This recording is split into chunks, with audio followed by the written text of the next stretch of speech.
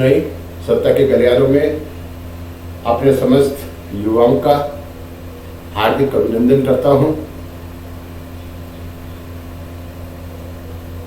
क्योंकि हमारी जो संस्कृति है उसमें माता पिता गुरु तीन का ही विशेष महत्व है।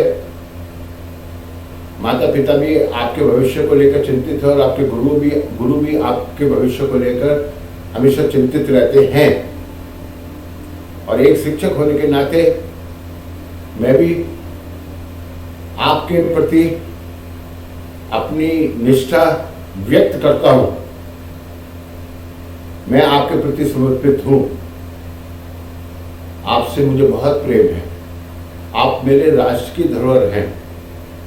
आप मेरे राष्ट्र का मान है, स्वाभिमान है, सम्मान है।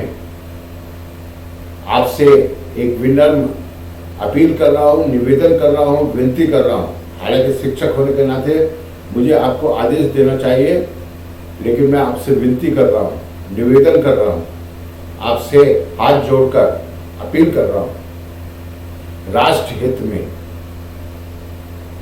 कृपया आप अपने शांतिपूर्ण आंदोलन को आगे बढ़ाएं, लेकिन हिंसा की प्रवृत्ति से दूर रहें। मैं यहां ये आपको बिल्कुल स्पष्ट शब्दों में कह देना चाहता हूं कि ना तो मैं किसी दल में विश्वास करता हूं, ना ही किसी दल के प्रति मेरी भक्ति है। मैं राष्ट्र के प्रति समर्पित हूं और मैं अपने राष्ट्र के बच्चों के प्रति समर्पित हूं। यहां आपके आंदोलन की आड़ में, बुरा ना मानिएगा, हो सकता है मैं गलत हूं। मैं पहले कह रहा हूं कि हो सकता है मैं गलत हूं, लेकिन संभावना बहुत ज्यादा है और इसी संभावना को मैं व्यक्त कर रहा हूं। हो सकता है कि आपकी आड़ में, आपके बीच में, आपके मध्य में कुछ ऐसे भी उपद्रवी लोग हों जो जानबूझकर आपके आंदोलन को बदनाम करना चाहते हैं और राष्ट्रीय संपत्ति को क्षति पहुंचाना उनका उद्देश्य है। आप राष्ट्र के निर्माणकर्ता हैं, आप राष्ट्र के रक्षक हैं, आप राष्ट्र के संपत्ति का, राष्ट्र के नागरिकों के जीवन की रक्षा करते हैं। आप उसमें नुकसान कैसे पहुंचा सकते हैं? तो सबसे पहले आपको अपने बीच में ऐसे उपद्रवी लोगों को टटोलना चाहिए जो राष्ट्रीय संपत्ति को और देश के नागरिकों को निशाना बना रहे हैं। उसके बाद हम आते हैं अग्निपथ योजना। साथियों,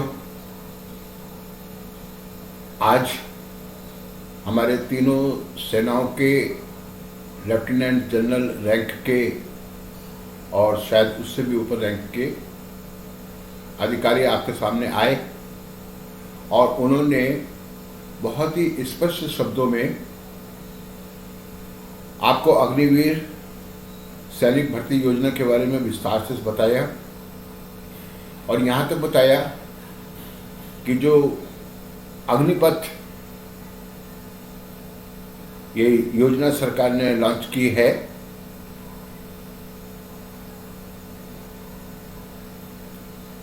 वो कोई एक दिन में लॉन्च नहीं की गई है।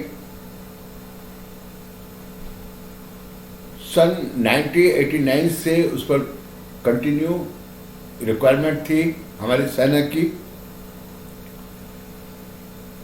और विश्व के अन्य सेनाओं की भांति देश की सेनाओं को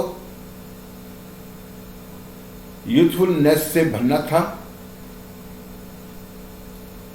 ये किसी व्यक्ति विशेष के कहने पे नहीं हुआ है। ये सेना की रिक्वायरमेंट थी जिसकी लंबे समय से प्रतीक्षा की जा रही थी और जिसको अंजाम तक विगत दिनों में पहुंचाने का सिलसिला शुरू हुआ।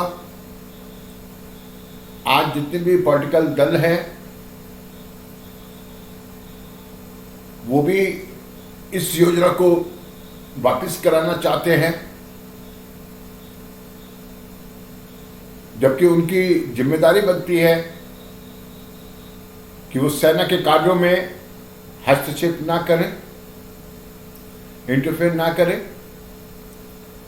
लेकिन वो मौके पे चौका मारना चाहते हैं और चाहते हैं कि युवाओं का समर्थन करके वो देश के सेना को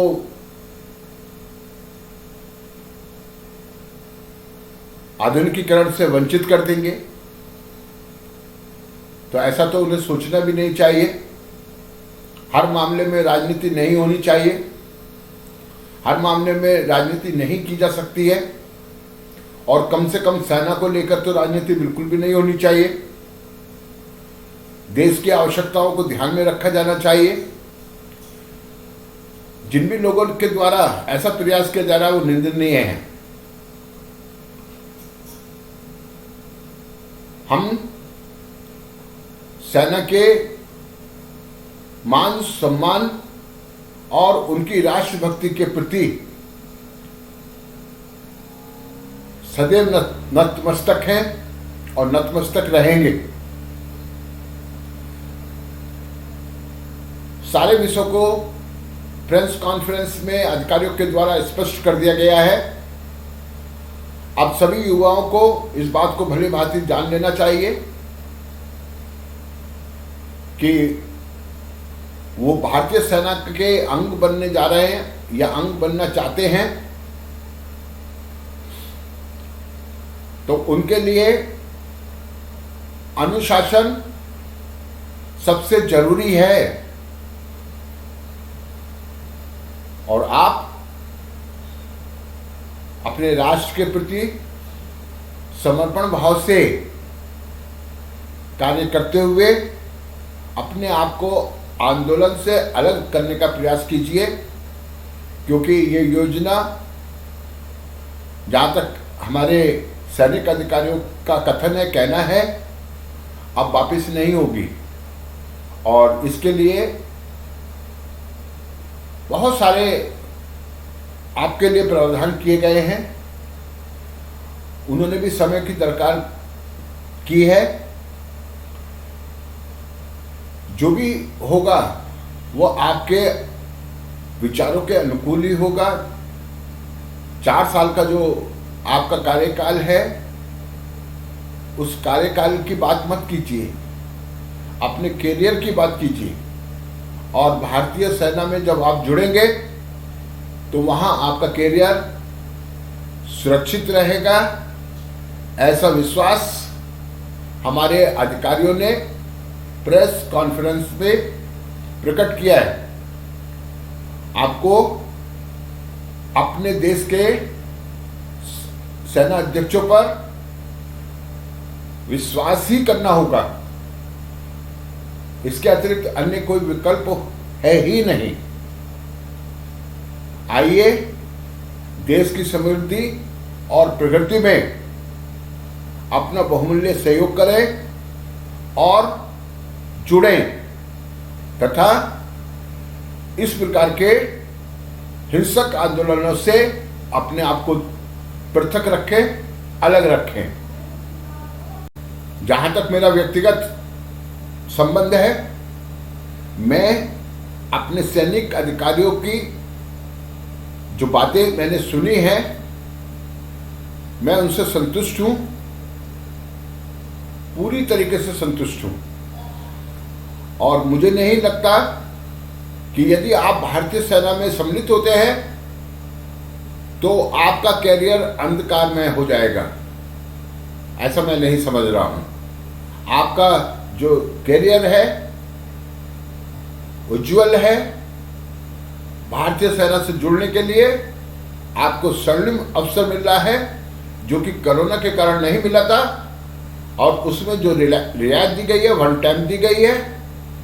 तो सभी युवाओं से आह्वान है, अपील है कि वो आगे आएंगे और राष्ट्रीय सेना में अपना कैरियर चुनते हुए देश को गर्व महसूस कराएंगे। इन्हीं शब्दों के साथ आपके सुनहरे भविष्य की कामना करते हुए मैं आपका शिक्षक प्रभात कुमार आप सबका हार्दिक अभिनंदन करता हूं। धन्यवाद, नमस्कार।